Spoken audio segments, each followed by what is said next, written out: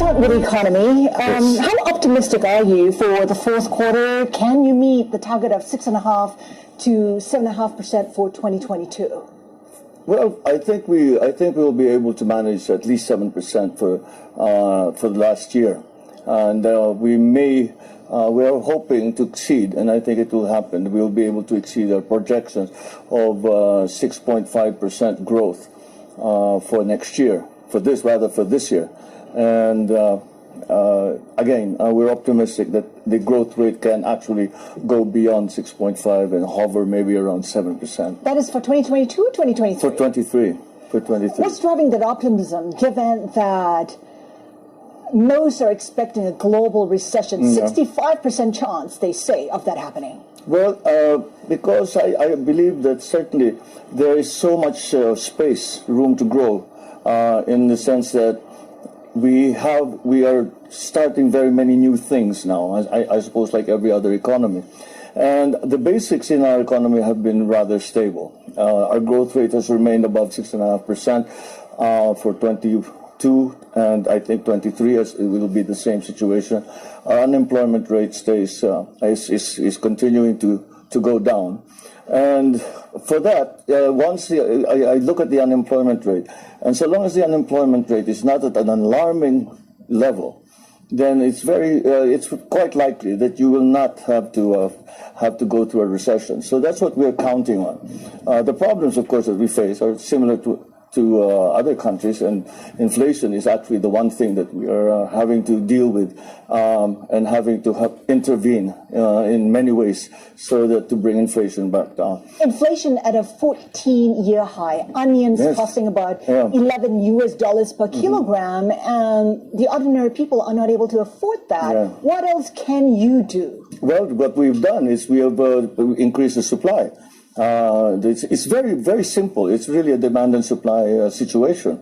The onions, for example, it's a very simple analysis.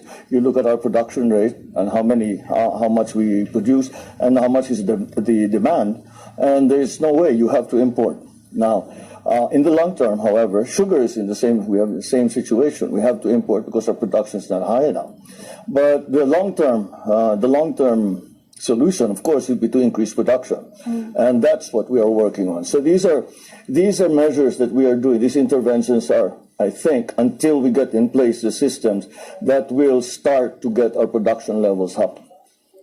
How successful do you think you've been as agricultural chief, given where prices are right now? Well, I think we can say that we have started already to rationalize the system, because the imports, illegal and legal, have been a problem.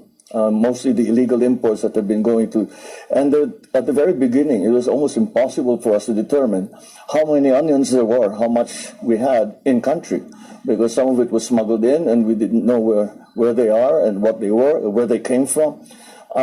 So that we've rationalized that now, and our importation schedules are well established and well understood, and all done in keeping with the consultations that we've had with all the stakeholders, including the onion growers in the Philippines. Right. I want to talk about the South China Sea. You have said that you want to resume talks on oil exploration in the South China Sea with China. How do you think you can break that stalemate?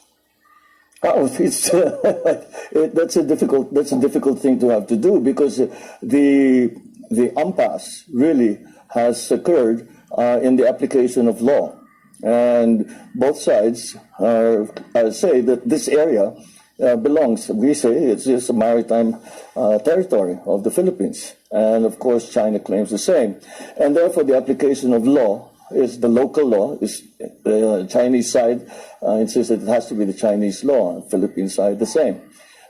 We may find a way around that, is be limited to exploration, and hopefully, I think there's still some give and take possible. What are the red lines for the Philippines, and what are the areas you're willing to concede? Well, we cannot concede any of the territorial claims that are being made against our established territory. So that is the red line. That is something that will not move, and it's something that we cannot cross because it's a very slippery road from there. There are reports suggesting that China's militias swarming and perhaps looking to seize some of the land features.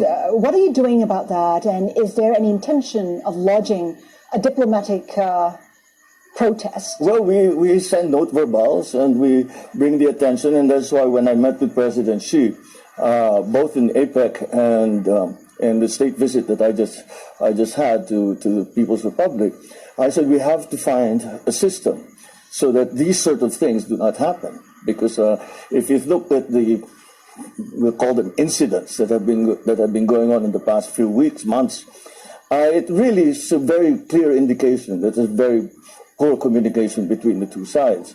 And I suggested, and I think we're going to establish it, is that we'll have a line of communication that is higher up. So that we have already a bilateral group that's working on the issues on the South China Sea, West Philippine Sea. And but I think I think that it should be raised to a certain level so the members of that bilateral group can directly call their president. And so if there is a problem, if there is a decision that needs to be made, my team can call me directly, and the same for the Chinese side. Just very quickly, President Marcos, I'm just wondering, if China does seize some of those features, will the U.S. come to your rescue? Will it intervene? Just very quickly. Well, yes, they have already made that commitment.